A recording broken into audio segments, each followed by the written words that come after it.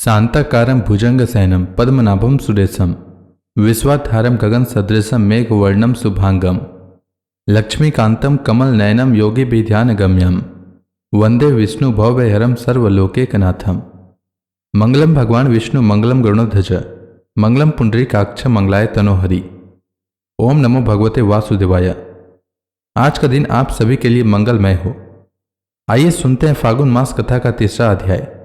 आज की कथा में श्री मैत्रेय जी कहते हैं, विदुर जी, इस प्रकार जब रुद्र के सेवकों ने समस्त देवताओं को हरा दिया और उनके संपूर्ण अंग प्रत्यंग भूत प्रेतों के त्रिशूल, पटिस, खड़ग, गदा, परीग और मुदगर आदि आयुधों से छिन्न भिन्न हो गए, तब वे ऋत्विज और सदस्यों के सहित बहुत ही डर कर ब्रह्मा जी के पास पहुंचे और प्रणाम करके उन्हें सारा वृतांत कह सुनाया।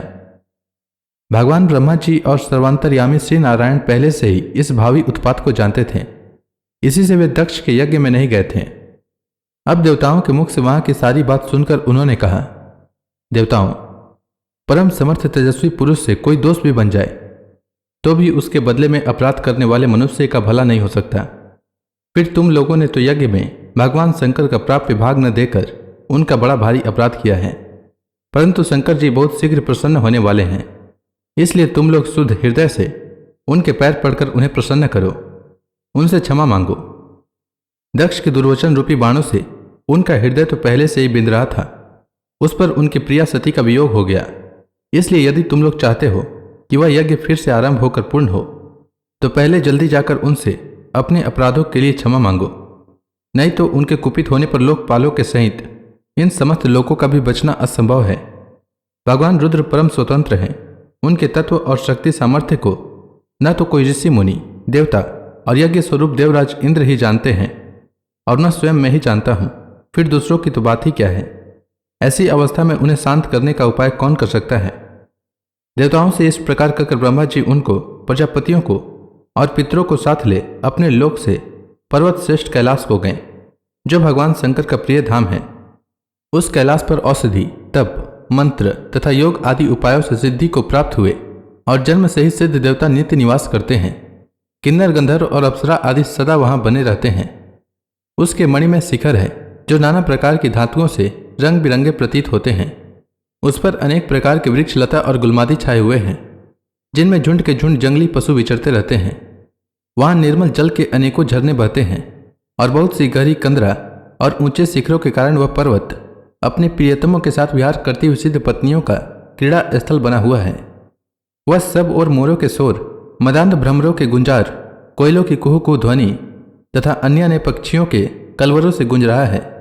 उसके कल्प वृक्ष अपनी ऊंची ऊंची डालियों को हिला हिलाकर मानो पक्षियों को बुलाते रहते हैं तथा हाथियों के चलने फिरने के कारण वह कैलाश स्वयं चलता हुआ सा और झरनों की कलकल ध्वनि से बातचीत करता हुआ सा जान पड़ता है।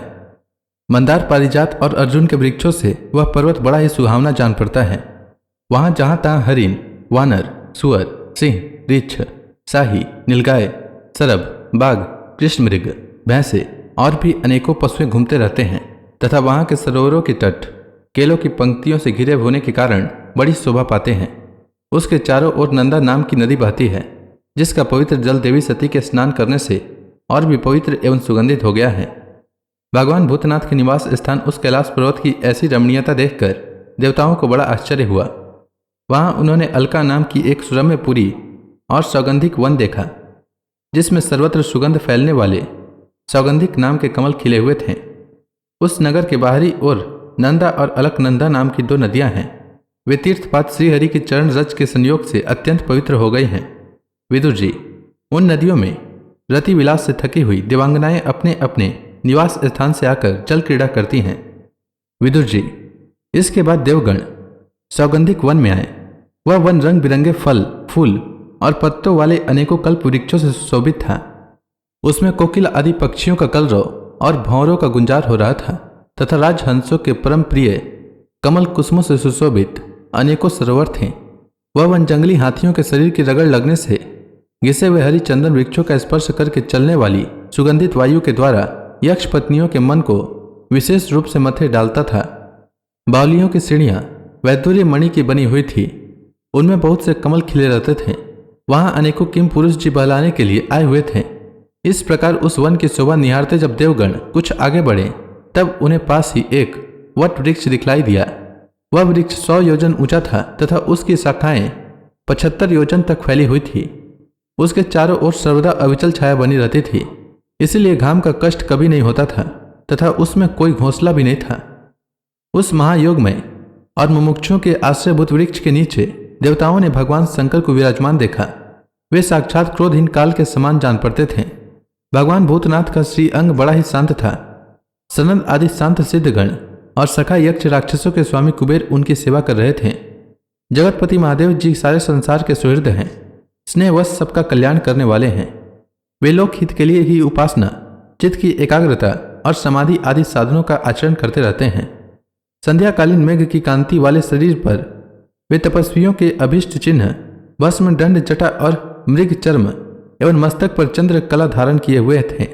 वे एक कुशासन पर बैठे थे और अनेकों साधु श्रोताओं के बीच में श्री नारद जी के पूछने से सनातन ब्रह्म का उपदेश कर रहे थे।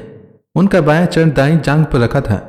वे बायां हाथ बाएं घुटने पर रखे, कलाई में रुद्राक्ष की माला डाले, तर्क मुद्रा से विराजमान थे।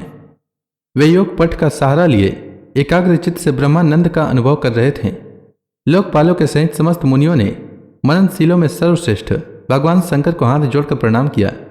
यद्यपि समस्त देवता और दैत्यों के अधिपति श्री महादेव जी के चरण कमलों की वंदना करते हैं, तथापि वे श्री ब्रह्मा जी को अपने स्थान पर आया देख तुरंत खड़े हो गए और जैसे वामनावतार में परम पूज्य श्री विष्णु भगवान कश्यप जी की वंदना करते हैं, उसी प्रकार सिर झुकाकर उन्हें प्रणाम किया। इसी प्रकार शंकर जी के चारों ओर जो महर्षियों सहित अन्य ने सिद्धगण बैठे थे, उन्होंने भी ब्रह्मा जी को प्रणाम किया। सबके प्रणाम कर चुकने पर ब्रह्मा जी ने चंद्रमौली भगवान से, जो अब तक प्रणाम की मुद्रा में ही खड़े थे, उनसे हंसते हुए कहा। श्री ब्रह्मा जी ने कहा, देव, मैं जानता हूं आप संपूर्ण जगत के स्वामी हैं, क्योंकि विश्व की योनि शक्ति और उसके बीज शिव से परे जो एक रस पर ब्रह्म है, वह आप ही हैं। भगवान, आप मकड़ी के समान ही अपने स्वरूपभूत शिव शक्ति के रूप में क्रीड़ा करते हुए लीला से ही संसार की रचना, पालन और संहार करते रहते हैं। आपने ही धर्म और अर्थ की प्राप्ति कराने वाले वेद की रक्षा के लिए दक्ष को निमित्त बनाकर यज्ञ को प्रकट किया है। आपकी ही बंधी हुई ये वर्णाश्रम की मर्यादाएं हैं, जिनका नियम निष्ठ ब्राह्मण सदापूर्वक पालन करते हैं। मंगलमय महेश्वर, आप शुभ कर्म करने वालों को स्वर्गलोक अथवा मोक्ष पद प्रदान करते हैं तथा पाप कर्म करने वालों को घोर नरकों में डालते हैं। फिर भी किसी किसी व्यक्ति के लिए इन कर्मों का फल उल्टा कैसे हो जाता है। जो महानुभाव आपके चरणों में अपने को समर्पित कर देते हैं, जो समस्त प्राणियों में आपकी झांकी करते हैं और समस्त जीवों को अभेद दृष्टि से आत्मा में ही देखते हैं, वे पशुओं के समान प्रायः क्रोध के अधीन नहीं होते।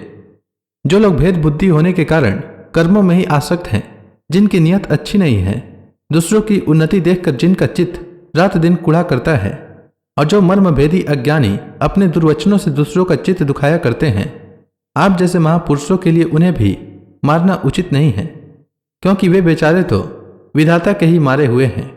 देवदेव, भगवान कमलनाथ की प्रबल माया से मोहित हो जाने के कारण यदि किसी पुरुष की कभी किसी स्थान में भेद बुद्धि होती है, तो भी साधु पुरुष अपने पर दुख कातर स्वभाव के कारण उस पर कृपा ही करते हैं। देववश जो कुछ हो जाता है, वे उसे रोकने का प्रयत्न नहीं करते। प्रभु, आप सर्वज्ञ हैं। परम पुरुष भगवान की दुस्तर माया ने आपकी बुद्धि का स्पर्श भी नहीं किया है, अतः जिनका चित्त उनके वशीभूत होकर कर्म मार्ग में आसक्त हो रहा है, उनके द्वारा अपराध बन जाए तो भी उन पर आपको कृपा ही करनी चाहिए। भगवान, आप सबके मूल हैं। आप ही संपूर्ण यज्ञों को पूर्ण करने वाले हैं। यज्ञ भाग पाने का भी आपको पूरा अधिकार है। फिर भी इस दक्ष यज्ञ के बुद्धिहीन याजकों ने आपको यज्ञ भाग नहीं दिया, इसी से यह आपके द्वारा विध्वस्त हुआ। अब आप इस अपूर्ण यज्ञ का पुनरुद्धार करने की कृपा करें। प्रभु, ऐसा कीजिए जिससे यजमान दक्ष फिर जी उठें, भग देवता को नेत्र मिल जाए, भृगु जी के दाढ़ी मोछ आ जाए और पूषा के पहले के ही समान दांत निकल आए। रुद्रदेव, अस्त्र शस्त्र और पत्थरों की बौछार से जिन देवता और ऋत्विजों के अंग प्रत्यंग घायल हो गए हैं, आपकी कृपा से वे फिर ठीक हो जाएं। यज्ञ संपूर्ण होने पर जो कुछ शेष रहे, वह सब आपका भाग होगा। यज्ञ विध्वंसक, आज यह यज्ञ आपके भाग से पूर्ण होगा। तो इसी के साथ यह अध्याय समाप्त हुआ। इसके आगे की कथा मैं कल के अध्याय में सुनाऊंगा। तब तक के लिए भगवान हरि का नाम लेते रहें। तो प्रेम से बोलिए भगवान विष्णु की जय, श्री कृष्ण भगवान की जय, भगवान शंकर की जय, समस्त देवी देवताओं की जय।